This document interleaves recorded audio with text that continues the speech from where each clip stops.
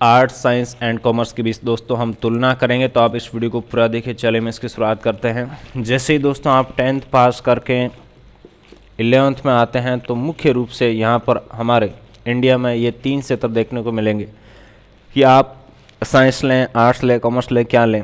तो दोस्तों यहाँ पर आप क्वेश्चन खुद से पूछिए कि आपकी रुचि किस में है, ठीक है। और एक बात दोस्तों ध्यान रखिए, कोई भी सब्जेक्ट यहाँ पे छोटा या बड़ा नहीं है। जैसे आपकी दोस्तों आर्ट्स में रुचि है तो आप आर्ट्स में जाइए, साइंस में रुचि तो साइंस में जाइए, कॉमर्स की में रुचि तो कॉमर्स में जाइए। जैसे मैं आपको एक बात बताता हूँ, एक व्यक्ति जिसको गाड़ी चलानी नहीं आती है, जिसने कभी गाड़ी को नहीं चलाया, उसको गाड़ी की सीट पे बिठा दिया जाए और उसे कहे हम ज़बरदस्ती की तो ये गाड़ी चला, तो वो दोस्तों क्या करेगा, एक्सीडेंट कर देगा। अब आप अपना रुचि कैसे पहचानें, यह भी ज़रूरी है। पहचान भी होनी चाहिए ना कि मैं रुचि कैसे पहचानूं। तो दोस्तों रुचि पहचानने के लिए आप अपनी पिछली कक्षाओं में जाए।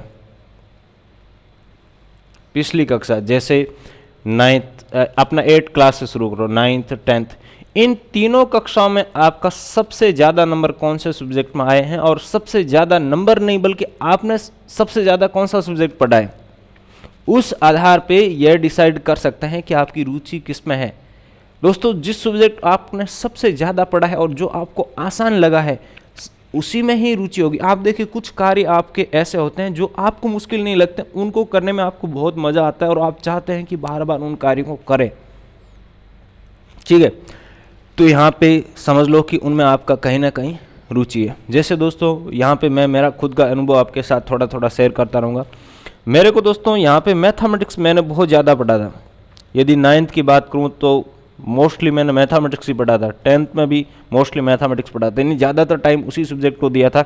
तो फिर मैंने आगे कौन सा सब्जेक्ट किया दोस्तों, चूज़ मैथ्स। किसी से नहीं पूछा दोस्तों मैंने कि मुझे मैथ्स लेना है, और मैथ्स के बाद आगे भी मेरा इंटरेस्ट वही मैथ्स ही रहा, क्योंकि मेरे इसमें इंटरेस्ट होने की वजह से 12th क्लास में अच्छे नंबर आ गए मैथमेटिक्स में।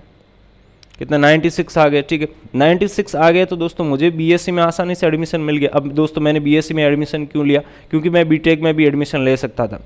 उसके लिए मैंने देखा मेरे पारिवारिक स्थिति, यानी खर्चा देखा। तो दोस्तों बीटेक यदि मैं करता तो मुझे यहाँ पे लगभग 3 से 4 लाख रुपए इन्वेस्ट करने पड़ते, ठीक है। यहाँ पे यह भी ध्यान रखें, खर्चे की भी ध्यान रखें, अपने खर्चे के अनुसार भी डिसीजन लेना पड़ता है दोस्तों, परिस्थिति होती है। तो दोस्तों यहाँ पे मेरे पास 4 लाख रुपए तो थे नहीं, और मैं लोन बनाने में इंटरेस्टेड नहीं था। तो दोस्तों मैंने देखा बीएससी में मुझे मिल रही गेस्ट सीट, यानी गवर्नमेंट एडेड सीट होती है, गवर्नमेंट कॉलेज जो गवर्नमेंट यूनिवर्सिटी उनमें। इसकी फ़ीस दोस्तों बहुत कम होती है, प्लस यहाँ पे आपको स्कॉलरशिप मिल जाती है। हमें दोस्तों यहाँ पर 5,000 की स्कॉलरशिप मिलती थी और हमारी केवल 1,800 रुपये फ़ीस होती थी, ठीक है। तो यानी किताब कॉपी का सारा खर्चा किससे निकल जाता, फीस का, स्कॉलरशिप से निकल जाता। यानी एक तरीके से मेरा डिग्री क्या हो रहा था, फ्री हो रहा था। मुझे केवल रहने का खर्चा मिल रहा था, और हमारा कॉलेज उस एरिया में था जिस एरिया में रूम रेंट बहुत कम था, यानी बहुत सस्ते से आसानी से बिना किसी फाइनेंशियल प्रॉब्लम के मेरा बीएससी हो गया, ठीक है। तो ये दोस्तों मैंने गाड़ी किसके आधार पे चलाई, मेरी रुचि के आधार पे। क्यों चलाई, क्योंकि दोस्तों मुझे मैथमेटिक्स आता था। यानी आप एक ड्राइवर को यदि सीट पर बैठाएंगे तो वो गाड़ी सही चलाएगा, उसमें एक्सीडेंट की कोई संभावना नहीं है। अब देखो हम इसका दूसरा दृष्टिकोण भी देखते हैं। आपको गाड़ी चलानी नहीं आती, माना उस ड्राइवर को गाड़ी चलानी नहीं आती, यानी आपको कोई सब्जेक्ट अभी लेने की मतलब सोच रहे हैं और आपको वो सब्जेक्ट में रुचि नहीं है, तो दोस्तों रुचि क्रिएट की जा सकती है। कुछ कार्य ऐसे होते हैं जो परिस्थिति के अनुसार आपको सीखने पड़ते हैं। जैसे आपने गाड़ी खरीद ली, गाड़ी का एग्जाम्पल लेंगे बार बार हम, और आपको गाड़ी चलानी नहीं आती, तो आप क्या कर सकते हैं, गाड़ी सीख सकते हैं। ठीक इसी तरीके से दोस्तों यहाँ पे आपको कोई सब्जेक्ट वीक लग रहा है तो उसको आप सीख सकते हैं। अब देखो यहाँ पे ये बात तो ठीक होगी किस पे रुचि पे, और कोई सब्जेक्ट बड़ा नहीं है, हम ये ले सकते हैं, कोई भी ले सकते हैं, और बस आप उसको कितना पढ़ेंगे, कितना सीरियस लेंगे, और उसको आगे उसके आधार पे आपको आगे क्या संभावनाएं दिखाई दे रही है, ये आपको खुद डिसाइड करना होगा। अब देखो मैंने बीएससी क्यों किया, ये सब मैंने कार्य क्यों किया, क्योंकि दोस्तों मेरा इंटरेस्ट था किसमें, टीचिंग में। तो टीचिंग के लिए दोस्तों मेरे को 12th क्लास में ही पता लग गया कि यहाँ पे बीएससी करना पड़ता है और इसी के साथ बीएड करना पड़ता है। और या देखिए एमएससी कर प्लस पीएचडी कर सकते हैं। बीएड कर के हम डायरेक्ट यहाँ पे अपना सेकंड ग्रेड टीचर बन सकते हैं और बीएससी बीएड प्लस एमएससी करके हम फर्स्ट ग्रेड टीचर बन सकते हैं। तो ये मुझे पता था, तो इस वजह से मैं किस में आया, बीएससी में और एमएससी। ठीक है, आगे देखो पीएचडी करूँगा या नहीं करूँगा वो तो आगे फ्यूचर टाइम बताएगा, लेकिन हाल फिलहाल मैं टीचर हूँ, मैं पढ़ाता हूँ। ठीक है, तो ये आपको पहले से डिसाइड करना पड़ेगा कि आगे आप किस क्षेत्र में जाना चाहते हैं। और देखिए यहाँ पे साइंस में एक और बेनिफिट था हमें कि यहाँ पे एयरफोर्स में दोस्तों यदि आपका मैथमेटिक्स सब्जेक्ट है तो आपको किस में मौका मिलता है दोस्तों, एक्स ग्रुप में। ठीक है, यानी आपकी यहाँ पे जॉब बहुत जल्दी लग जाती है और एयरफोर्स की दोस्तों जॉब काफ़ी अच्छी जॉब होती है। ठीक है, अब यहाँ पे आर्ट्स की बात कर लें तो आर्ट्स में दोस्तों आर्ट्स लेने का क्या फ़ायदा है ये हम बात करते हैं। तो दोस्तों जिसने 12th क्लास साइंस से पास की है वो आर्ट्स की डिग्री ले सकता है, जैसे बीए कर सकता है। लेकिन जिसने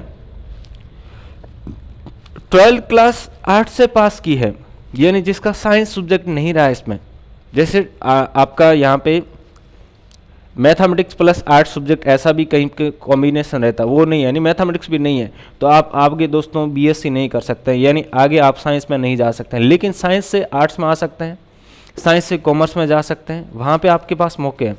और हो सकता है यूनिवर्सिटी के अनुसार भी दोस्तों ये आपका वेरी करता है। ठीक है, तो वो यूनिवर्सिटी पर भी डिपेंड करता है कि उस यूनिवर्सिटी आपको ये मौका देती है। तो यानी आपको यहाँ से यह समझ आता है कि सबसे जो अच्छा सब्जेक्ट है वो क्या है दोस्तों, साइंस है, क्योंकि यहाँ से हम इसमें भी रह सकते हैं और किसी अन्य सब्जेक्ट में भी जा सकते हैं। आर्ट्स में एंट्री मार ली तो आर्ट्स में ही चलना पड़ेगा, आर्ट्स के जो अलग अलग सब्जेक्ट है उनमें फिर आप अलग अलग में जा सकते हैं, लेकिन यहाँ फिजिक्स में नहीं आ सकते या केमिस्ट्री में नहीं आ सकते, मैथमेटिक्स में नहीं आ सकते। तो दोस्तों हमें उसी सब्जेक्ट को ज़्यादा महत्व देना चाहिए जिसमें सबसे ज़्यादा मौके हों। वर्तमान समय में गवर्नमेंट भी सबसे ज़्यादा पैसा किस में इन्वेस्ट कर रही है, साइंस पे इन्वेस्ट कर रही है। और देखिए एक साइंस का और फ़ायदा बता देता हूँ, देखो दोस्तों धीरे धीरे समझना। ठीक है, साइंस का ये फ़ायदा है कि यहाँ पे दोस्तों आपको इंस्पायर अवार्ड मिलता है। इंस्पायर अवार्ड में क्या होता है दोस्तों, आपको 5 साल की पढ़ाई के लिए आगे की, जैसे ग्रेजुएशन हो गया, ठीक है, यानी बीएससी प्लस एमएससी, इन 5 साल की पढ़ाई के लिए आपको गवर्नमेंट पर ईयर 60,000 रुपये देती है। ठीक है, 60,000 ओके। और इसी के साथ प्लस 20,000 यहाँ पे आपको मिलते हैं अपने प्रोजेक्ट करने के लिए। यदि आप प्रोजेक्ट करते हैं तो टोटल कितने रुपए हो जाएंगे आपके पास, 80,000 रुपये हो जाएंगे। लेकिन ये दोस्तों केवल उन विद्यार्थियों को मिलता है जिनको इंस्पायर अवार्ड मिलता है, यानी ऐसा मान के चल लीजिए कि जिनके 90+% होते हैं। ठीक है, ये इंस्पायर अवार्ड किस पे मिलता है, 12th के परसेंटेज पर मिलता है। ऐसा कुछ है, फर्स्ट 10% है या फर्स्ट 1% विद्यार्थी को यहाँ पे इंस्पायर अवार्ड मिलता है। ये आप गूगल पे सर्च करेंगे inspire award for science students, तो आपको है जो इसके बारे में पूरी डिटेल मिल जाएगी।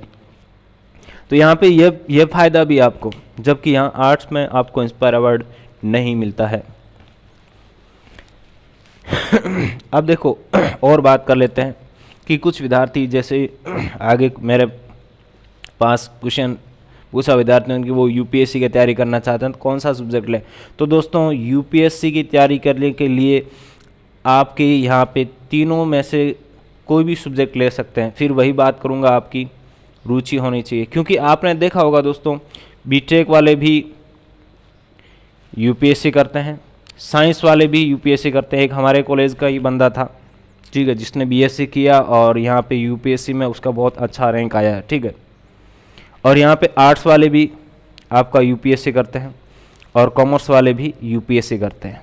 तो यहाँ पे क्या मैटर करता है दोस्तों, आप अपना जो एग्ज़ाम देने जा रहे हैं उसकी तैयारी कितनी अच्छी तरीके से करते हैं, यह मैटर करता है।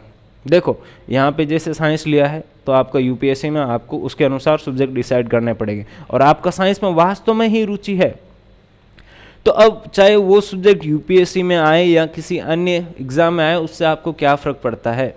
हाँ, कुछ ऐसे सब्जेक्ट भी है जो आपको एक्स्ट्रा पढ़ने पड़ेंगे। दोस्तों पढ़ना तो पड़ेगा ही, क्योंकि आप किसकी तैयारी कर रहे हैं, यूपीएससी की तैयारी कर रहे हैं। ठीक है, अब देखो यहाँ पे आपका साइंस सब्जेक्ट है, आपका वो सब्जेक्ट है जिसमें आपका रुचि है, तो इससे आपको क्या फ़ायदा होगा। या जैसे आपका आर्ट्स सब्जेक्ट है, उसमें रुचि है, तो उससे क्या फ़ायदा होगा। इससे दोस्तों ये फ़ायदा होगा कि आपका यदि सब्जेक्ट अच्छा है तो दोस्तों आपके पास एक जॉब तो सिक्योर रहेगी, वो है टीचिंग की। अब ये सिक्योर क्यों रहेगी, आप अपने सब्जेक्ट में एक्सपर्ट है और टीचिंग में आपका इंटरेस्ट भी होना चाहिए। तो दोस्तों आप जिस कार्य में एक्सपर्ट होते हैं उसमें आपके सफलता की संभावना, सक्सेस की संभावना क्या रहती है, सबसे ज़्यादा रहती है। तो दोस्तों यहाँ से इस वीडियो से हम निष्कर्ष निकालना चाहें तो निष्कर्ष यह निकलता है कि दोस्तों सबसे वर्तमान समय का जो अच्छा सब्जेक्ट है, जो डिमांडिंग में चल रहा है, टॉप पे चल रहा है, वो तो है साइंस। उसके बाद दोस्तों आर्ट्स और कॉमर्स, ये तो है ही। अब कॉमर्स वे विद्यार्थी ज़्यादा लेना पसंद करते हैं जिनका फैमिली बैकग्राउंड क्या हो, बिजनेस हो। आर्ट्स वे विद्यार्थी ज़्यादा लेना पसंद करते हैं जिनका फैमिली बैकग्राउंड थोड़ा कमज़ोर हो और उनको साइंस थोड़ा पसंद ना हो, और वे जल्दी से जल्दी नौकरी लगना चाहते हैं, क्योंकि अधिकतर जो कॉम्पिटिटिव एग्ज़ाम है उनमें आपका यहाँ पे जीके ज़्यादा आता है। ठीक है, साइंस का भी महत्व रहता है लेकिन जीके आता है। अब साइंस का विद्यार्थी है तो उसको कभी कभी जीके पढ़ने में इंटरेस्ट खत्म हो जाता है, तो यहाँ पे इनके साथ भी ये कभी कभी दिक्कत आ जाती है कि इनके कोई एग्ज़ाम दे रहे हैं उसमें साइंस है तो साइंस इनको समझ नहीं आता है। लेकिन जो साइंस का विद्यार्थी है, साइंस उसको समझ आया हुआ है तो वो जीके पढ़ लेगा, उसमें दिक्कत नहीं। लेकिन हो सकता है कि आर्ट्स का विद्यार्थी साइंस को नहीं समझ पाए, क्योंकि साइंस में दोस्तों लंबे समय तक आप स्टडी करनी पड़ती है, लंबे समय तक प्रैक्टिस करनी पड़ती है, उसके बाद समझ आता है। जबकि आर्ट्स में ऐसा नहीं है। आर्ट्स दोस्तों आप बहुत कम टाइम में समझ सकते हैं, क्योंकि इसमें स्टोरीज टाइप है। जैसे आप इतिहास पढ़ेंगे, इतिहास में क्या है, स्टोरीज है, समझ लेंगे। यहाँ पे क्या है दोस्तों, फैक्ट है। फैक्ट को समझने में बहुत ज़्यादा टाइम लगता है। तो यहाँ से निष्कर्ष यह निकलता है कि नंबर 1 पे ये है। उसके बाद दोस्तों ये इनको आप दोनों को इक्वलिटी प्रायोरिटी दे सकते हैं, क्योंकि ये तो बिजनेस जो बैकग्राउंड रखते हैं उनके लिए है, और ये उनके लिए है जो कि कम खर्चे में अपना पढ़ाई करना चाहते हैं और ज़्यादा मेहनत नहीं करना चाहते हैं। और यहाँ साइंस लिया तो दोस्तों यहाँ पे आपको एक बात तो सिक्योर करनी पड़ेगी कि आपको बहुत ज़्यादा मेहनत करनी पड़ेगी। ठीक है, उसके बाद देखिए दोस्तों यहाँ पे हम ये भी कह सकते हैं कि फाइनली हमें किसके अनुसार डिसाइड करना है, अपनी रुचि के अनुसार, और हमें आगे क्या करना है उस पर दोस्तों थोड़ा आप रिसर्च करो। जो आप आगे करना चाहते हैं उस पर रिसर्च करो, गूगल सर्च करो, अपने टीचर से पूछो कि सर मैं ये करना चाहता हूँ, उसके लिए मुझे कौन सा सब्जेक्ट लेना चाहिए। अब आप करना कुछ और चाहते थे और आपने सब्जेक्ट कुछ और ले लिया, तो फिर दोस्तों है जो आपके जीवन में क्या आ जाएगी, एक प्रकार से समस्या आ जाएगी।